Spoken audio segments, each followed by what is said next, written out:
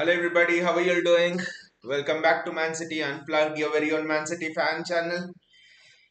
It's not every season that we announce the transfer of a player to City after the season has started. City always get their transfer business wrapped up nice and early, probably even before the preseason starts. If you like, look at the past seasons, but this season the transfer window has been quite indifferent. The transfer window has been quite mystical around City. You just did not know who. I mean, there were many lingering doubts. Would Gundogan be who will be the replacement for Gundogan? All of those things. The window has been slow. I agree, but we have to give credit to Tixiki Bagaristan here that he has gone on. He has set a price for each of the targets, and when that price hasn't been agreed, City have not been shy to walk away. Declan Rice, we bid 95. Arsenal bid more, we walk away. So, and I think Jeremy Doku is very interesting, and a lot of people are actually surprised by Jeremy Doku. The reason being, I mean, no one is no one has been quite expecting Pep to go for that kind of a winger.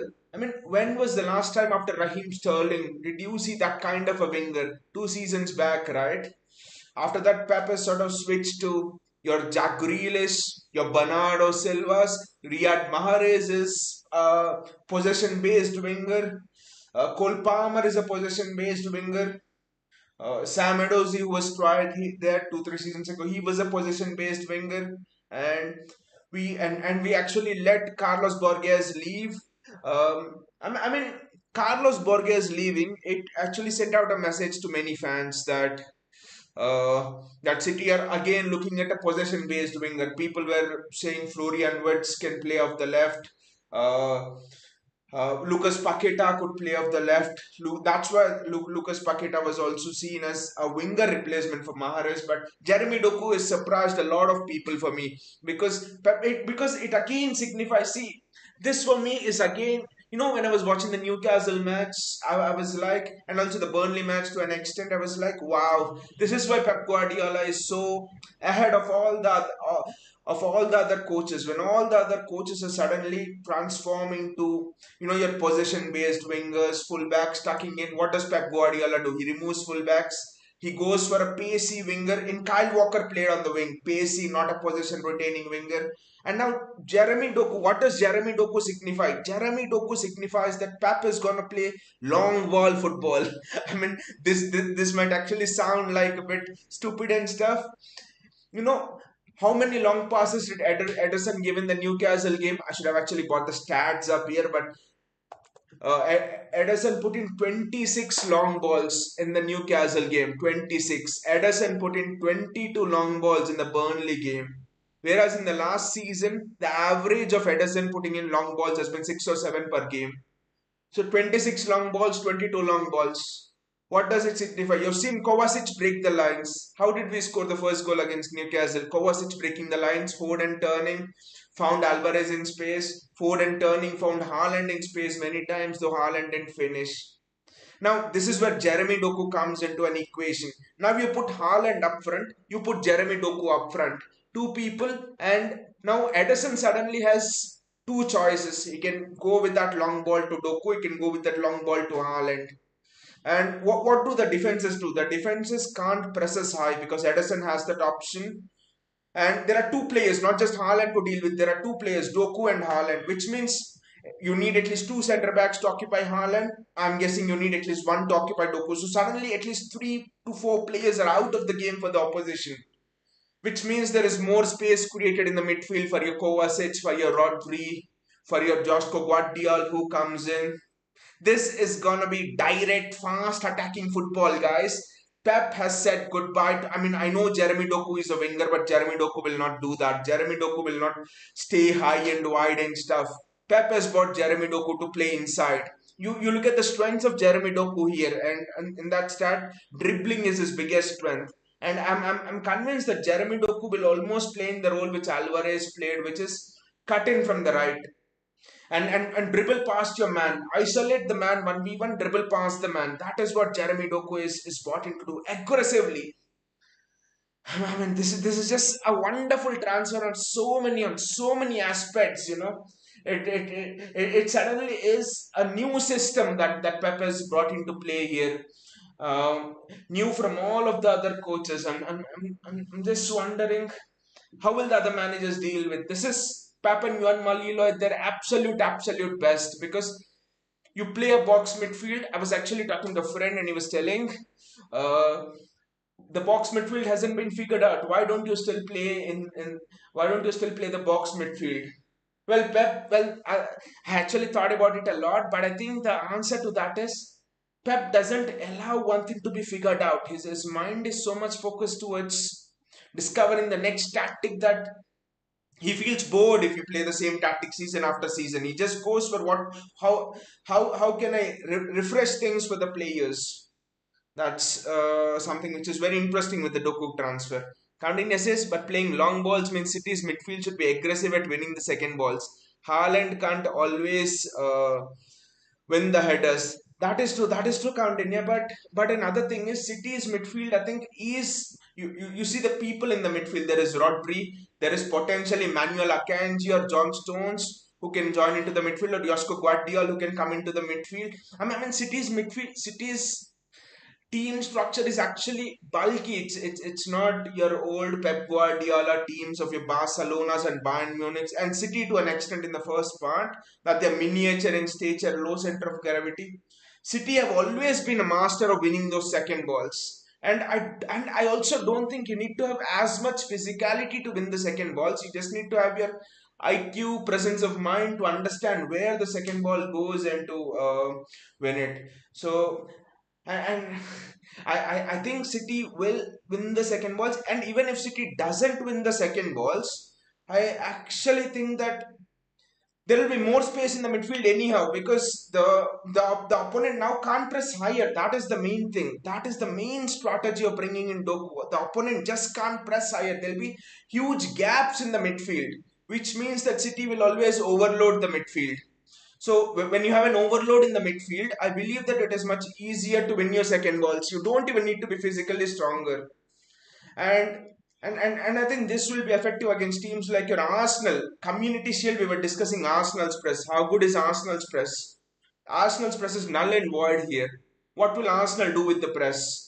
Now, when Ederson just keeps on, 22 long balls against Burnley and 26 long balls against Newcastle. And a Newcastle attack that was Dan Burn, Newcastle defense of Dan Burn, Fabian Schär, Sven Boatman. They're tall guys, big guys.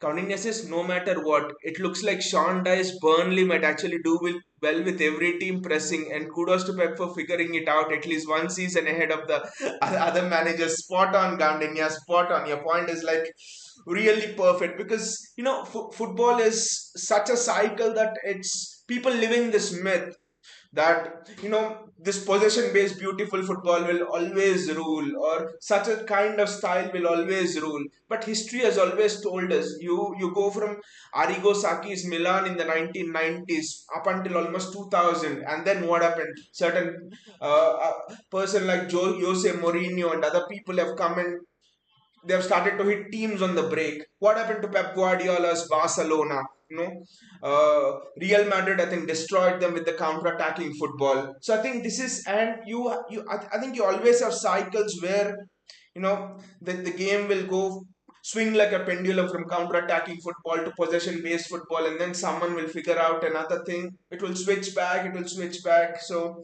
I it's kudos, like you said, again to Pep for figuring it out that possession is not everything. So many long balls, and if you also observe, continue. If you also observe, Mateo Kovacic is literally making so many forward passes. Phil Foden so aggressive in between the lines. I think Pep's agenda for this season is clean and simple. Get the ball. Ruben Diaz to Kovacic. Kovacic helps to break the lines. Foden receives the ball in space, and then you have Doku and Haaland now. Two people to which Foden can play to. So it's literally, this almost remind me of what Jose Mourinho's four-pass football used to be. Probably a little more long balls, but that is what Pep is doing here. Josko Guardiola building up, and then you create overload in the midfield by bringing in Akanji.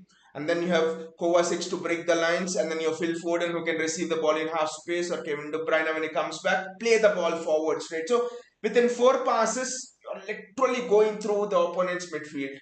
And also, if that option is not possible, you're just banging it in straight from Edison to the striker. So interesting signing, very interesting signing. People are skeptical about this signing. I've read in a lot of City fan forums actually that people say that Jeremy Doku is still raw. Jeremy Doku can't maintain possession. Jeremy Doku is like, he still cannot play the one-twos. You do not need to play the one-twos here. I think that's what I try to tell people. You do not need to play the one-twos here. Pep is evolving his system a lot. The systems just evolve. You don't need one-twos. You need someone aggressively running at the fullback, aggressively running at the opposition defender.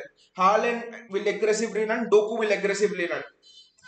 Even if you can't find both of them, it will be space for Rodri to make runs from midfield, or Akanji or Stones if they come into the midfield, Foden to make those inroads, someone like an Alvarez to make those inroads.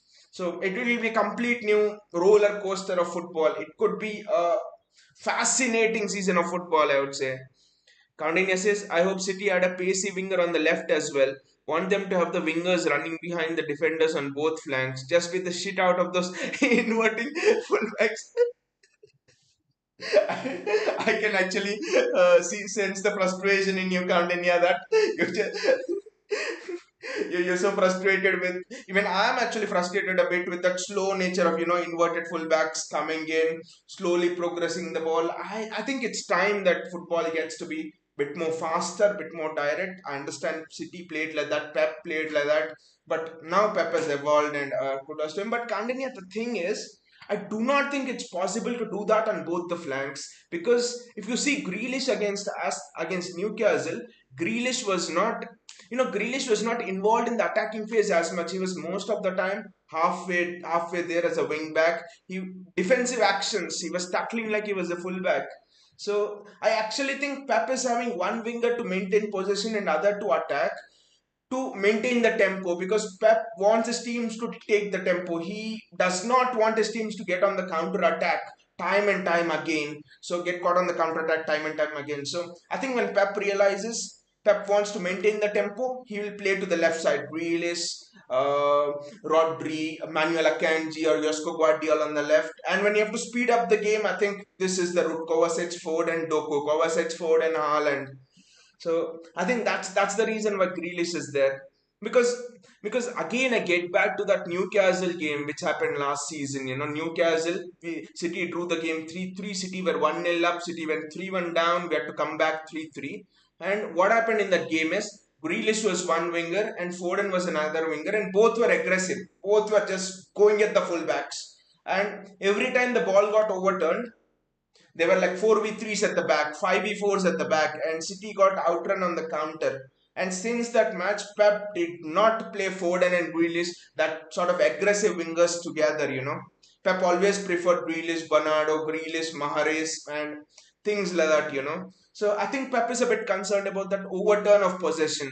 And and I think that's the reason why Jack Grealish is playing there. I actually think we could, and also I think it could be this thing as well. If you remember, Sané Sterling, of course, Sané is a pacey winger, but Sané used to lay the ball across the box, and then Sterling used to burst into the box and put it into an open net. I think probably Pep will ask Grealish to do that. Grealish to maintain the tempo, maintain possession, and then roll the ball across the box so that Doku can just one of the features of Doku is he actually arrives late in the box as well. He just like Raheem Sterling, he does everything a Raheem Sterling can do, and also he's very good at finishing. He's absolutely good at finishing. Counting assists, but if you have only one winger doing that, then if opponents mark one, then you have only one option left. We'll just take up this case, Kaudinya. One centre back just cannot mark Haaland. That's just not possible. You need two people marking Haaland, okay? Two people mark Haaland, and then there'll be one man watching Doku, right? Which means there will be space. Which means Doku will drag him wide. It will drag him narrow. Doku will do that. Which means there is space in the midfield.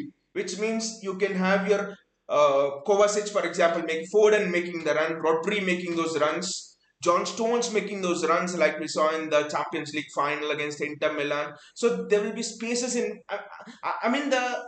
I think the basic agenda of Pep Guardiola here is to tear the opponent's structure apart by bringing in Doku. Now opponents are finding it a little easy because Alvarez is playing inside, Foden is playing inside, Kyle Walker is needed for the width, and Kyle Walker is not as good on the ball as other teammates. So suddenly the opponents are finding it easy to defend narrow.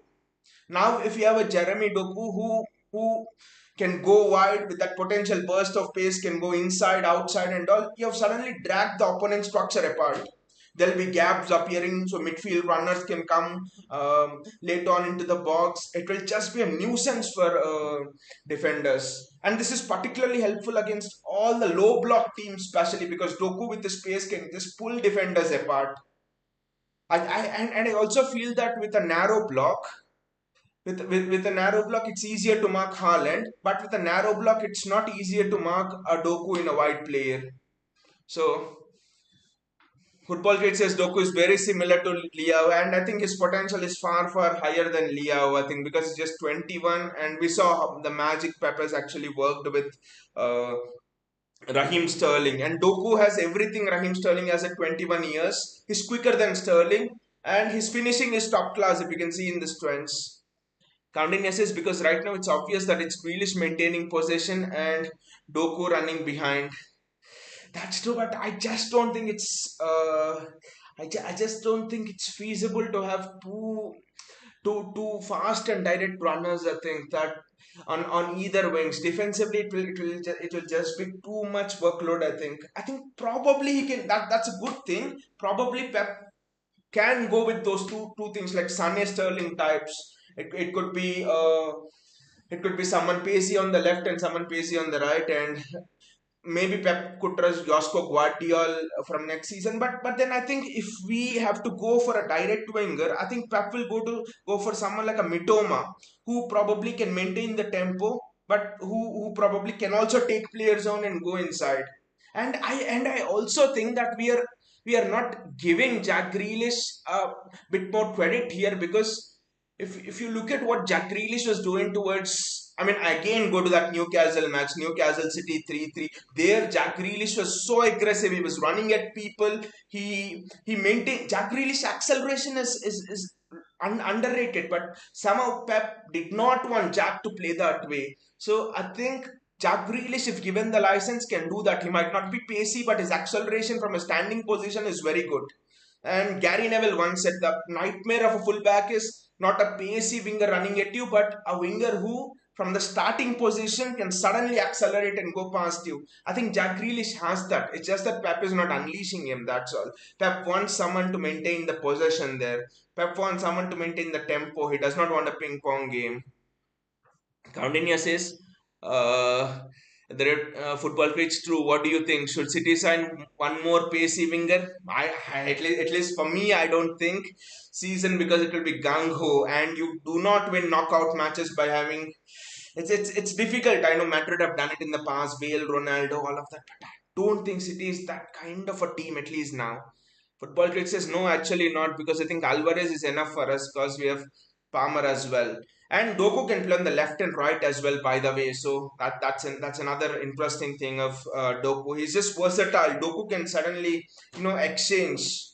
Now with the presence of Doku, you could also see that Pep will tell Erling Haaland to go wide, for example, and improve his game in that manner. Because what else can Erling Haaland improve? That's what people are telling. He can improve affecting the play from positions other than being in the range of the goal. He can go wide and still try to assist other players and things like that. So we might see that kind of a game from Erling Haaland as well. Football Critic says we need midfielders. Countania says I wish Palmer does well this season. Things look positive so far.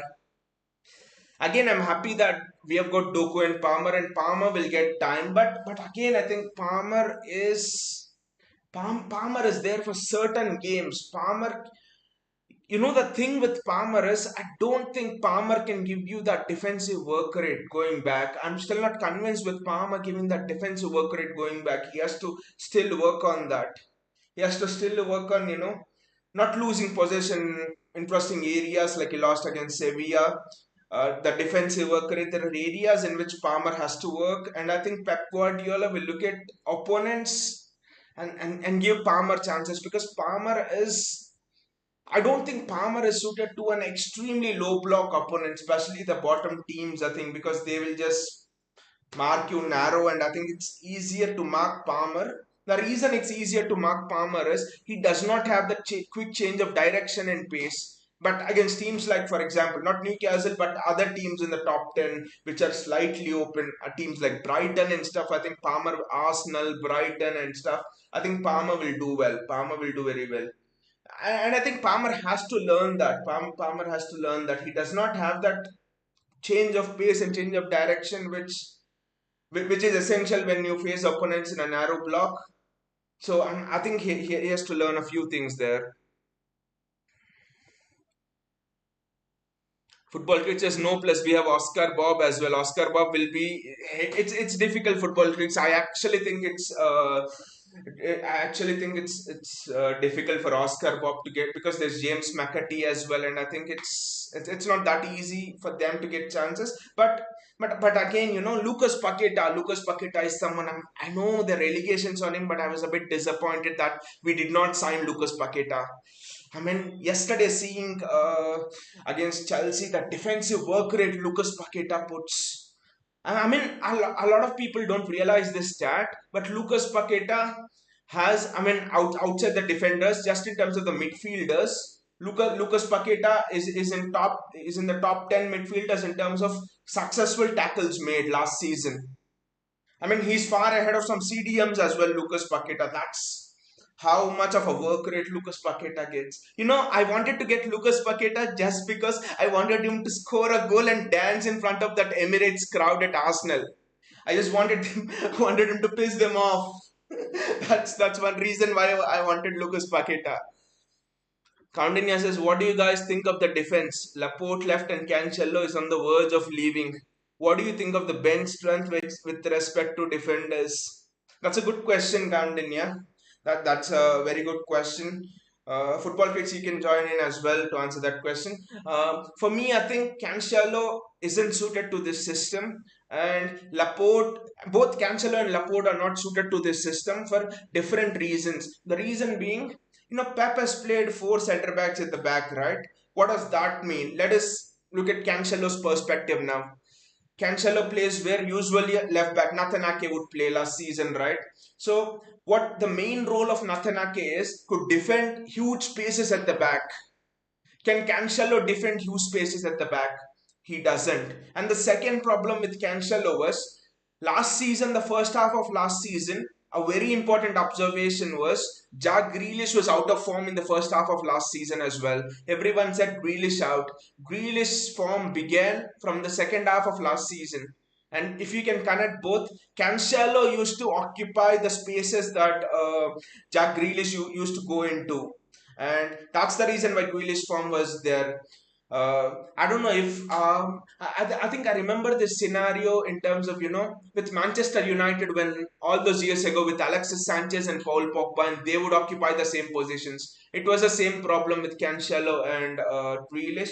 So for Grealish, Pep had to make a decision: Cancelo, Grealish, and I mean, whatever the disagreements, you leave that. And Cancelo, importantly, cannot defend 1v1. He's not a good 1v1 defender. Against pacey wingers, he can be found out. He cannot defend large spaces at the back, which a Nathanake can, which an Akanji can, which a Joshko Guardiola can now.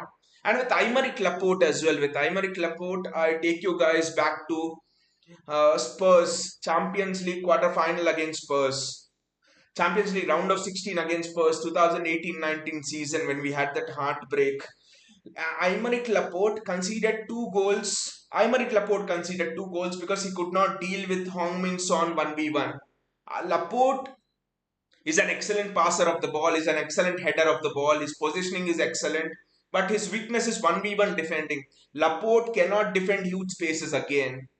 So for me, again, you see the commonality between Cancelo and Laporte in terms of defending. Not good 1v1 defenders cannot defend huge spaces, which are Ruben Diaz, which are Josko Guardiola, which are John Stones, Akanji, Walker can do. So I don't think there was ever a space for them in the team. Football critics, I really wish we get Danny Olmo. That type of player we need now is him. I'm still fixated on Lucas Paqueta football critics. For me, I think if I'm Tixi Gibagaristan, I will wait for that uh, I mean that betting allegation or something to be fully heard and find out if Lucas Paqueta is guilty or not, and maybe go for him next season, because next season I think there's a release clause for Lucas Paqueta which kicks in 49 million pounds, I think, because Danny Olmo again will be, they will ask about 80 I mean the fear with Danny Olmo is he will take Phil Foden's position.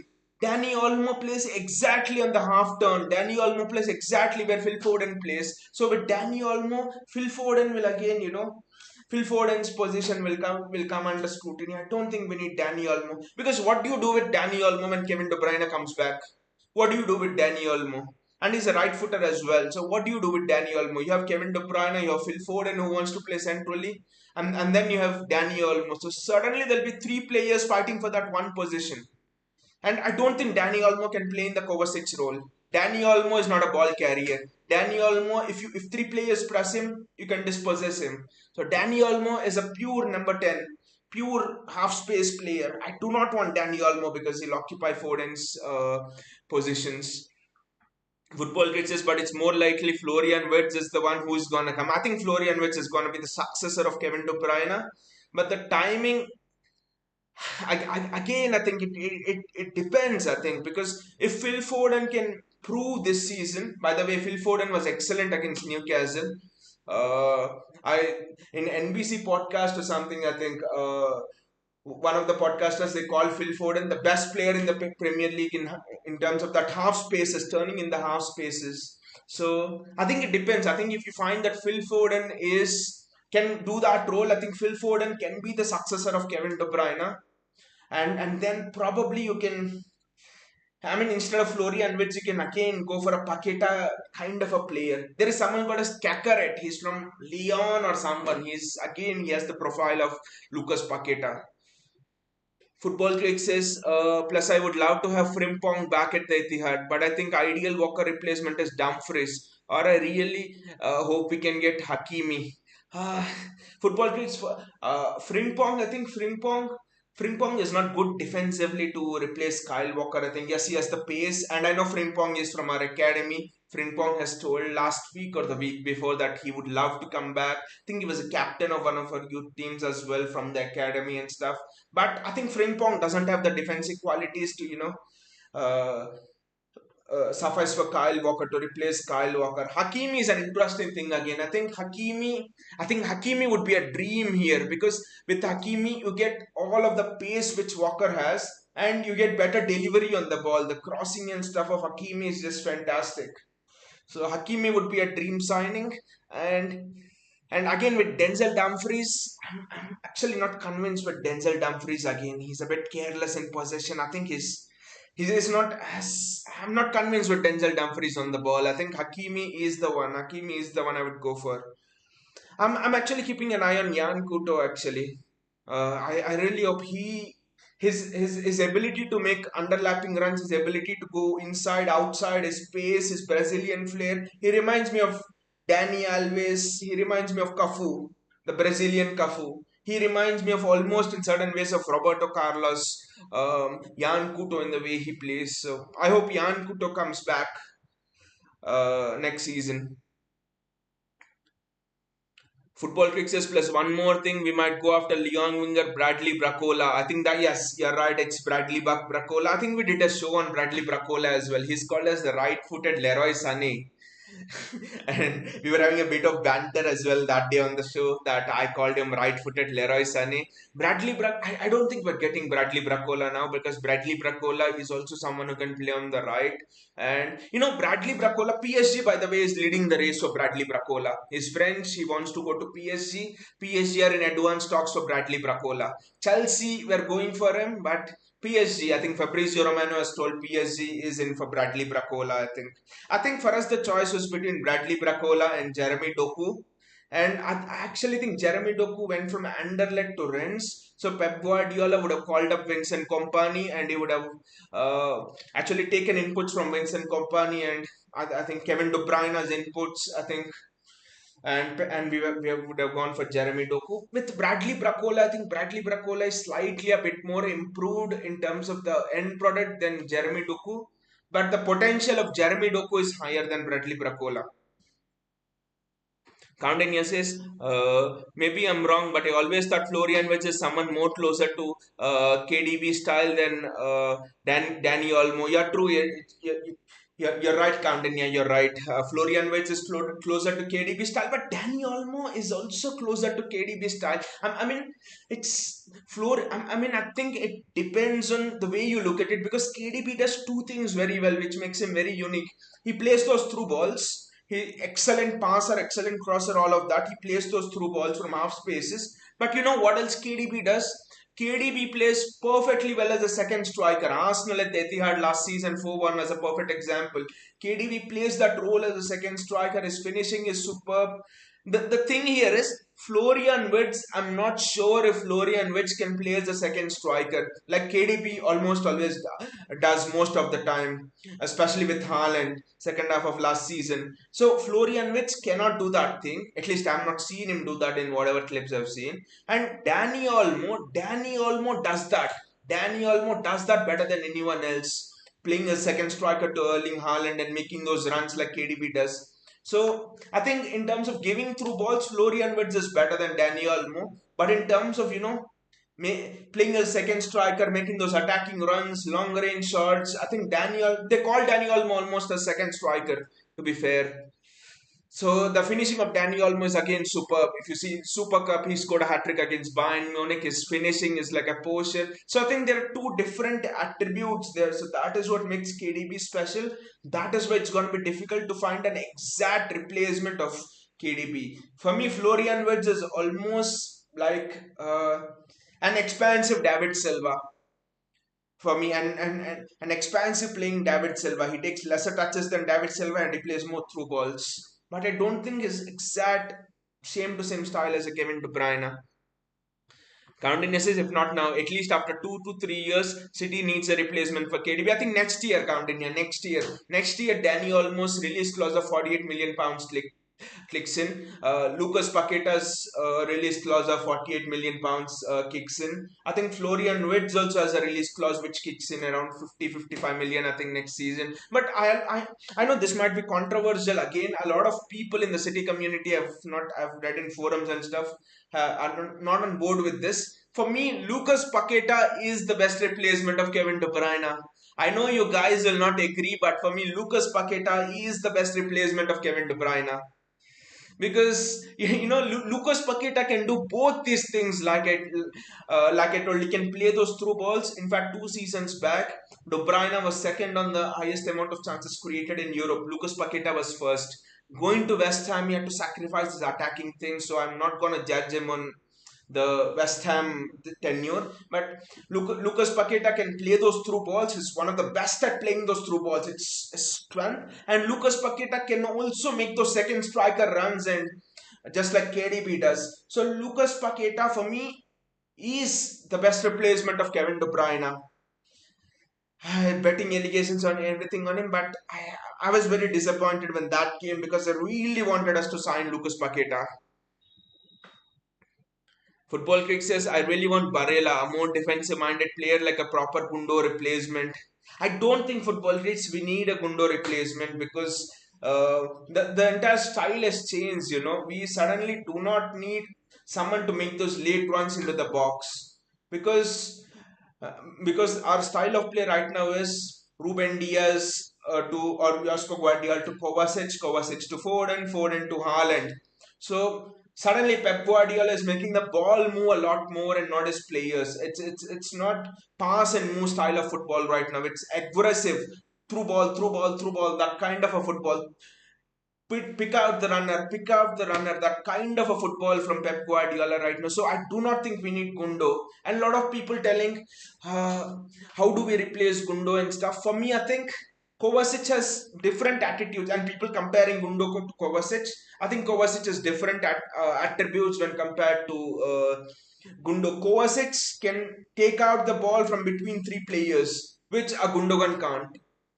And Gundogan's strength is running into the box. So I won't compare both of them. But what we must note here is Pep Guardiola has adapted to a new style of.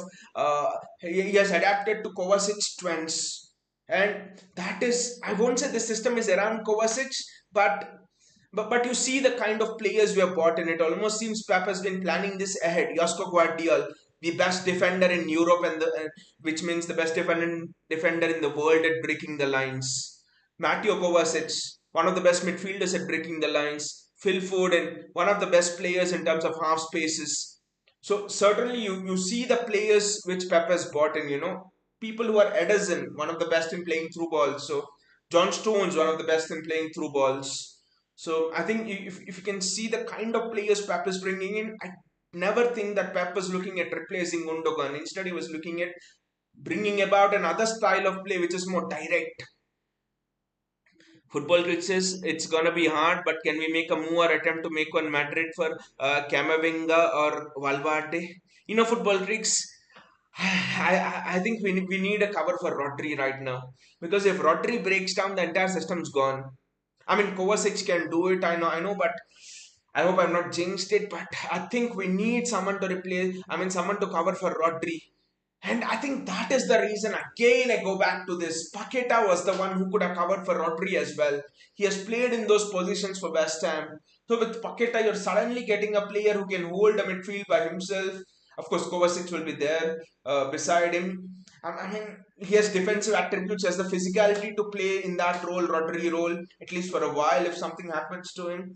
I'm worried about Rodri football creeks, because if we go for someone, I hope it's actually for Rodri, for Rodri cover.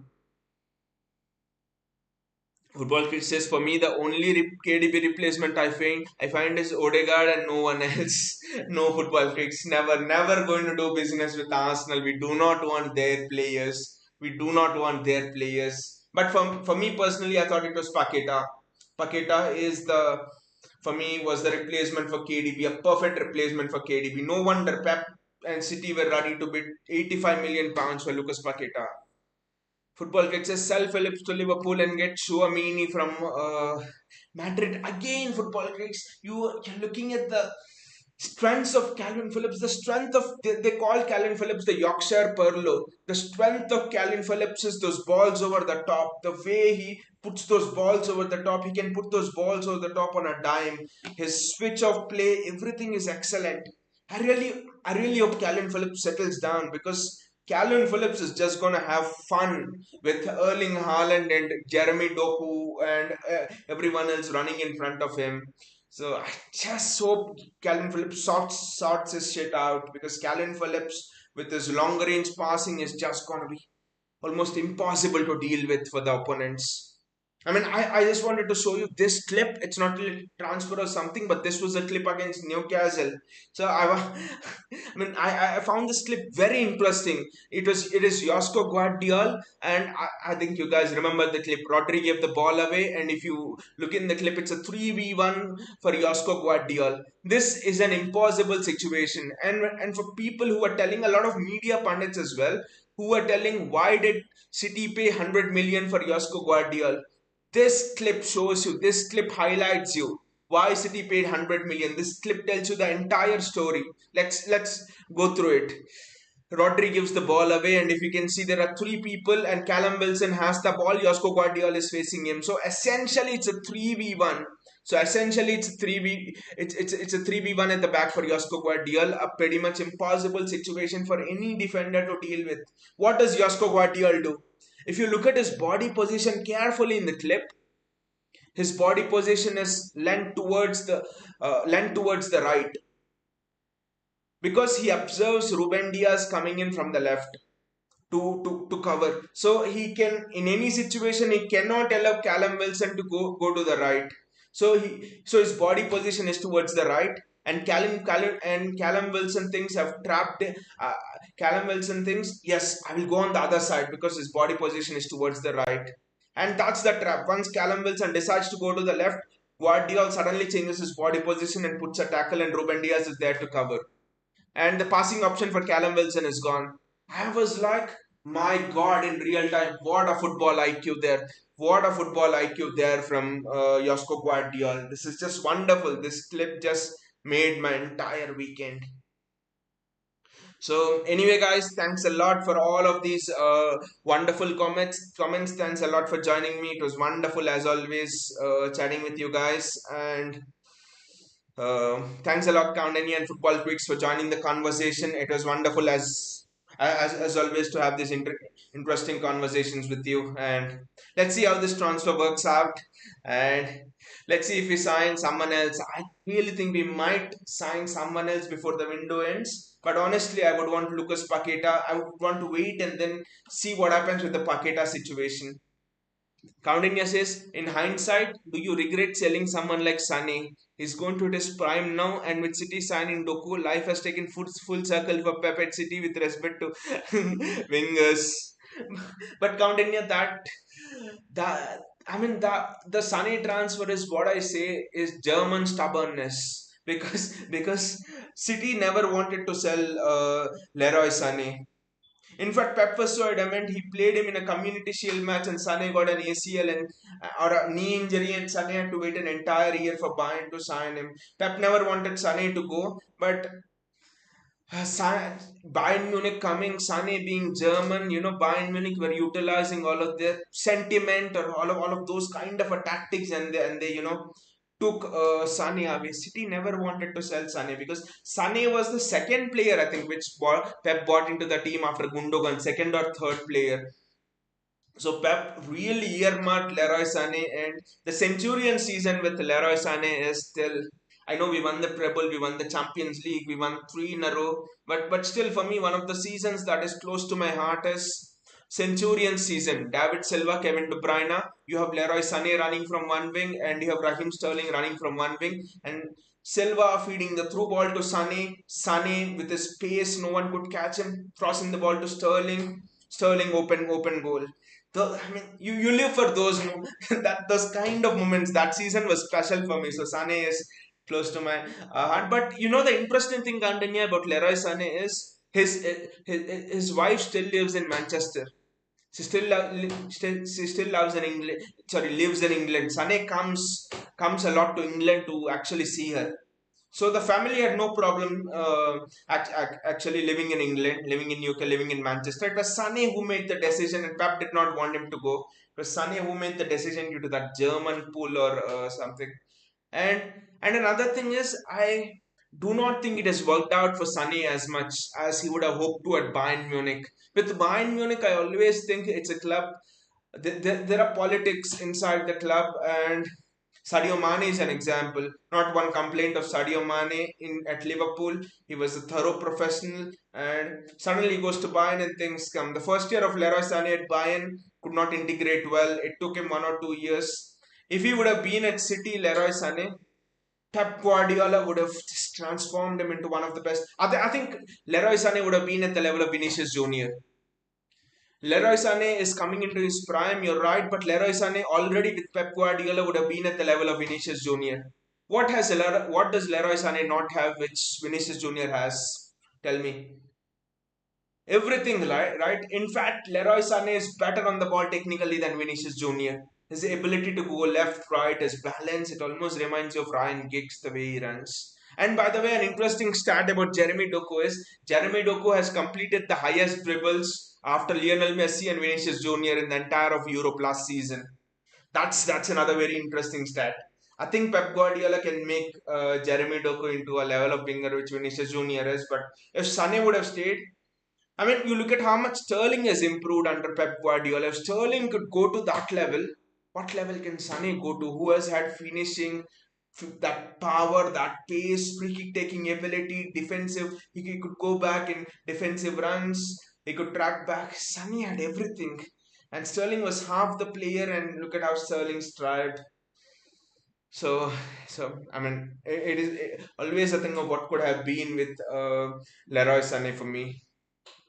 Anyway, guys, again, thanks a lot for joining me and take care, guys. See you all. Have a good night.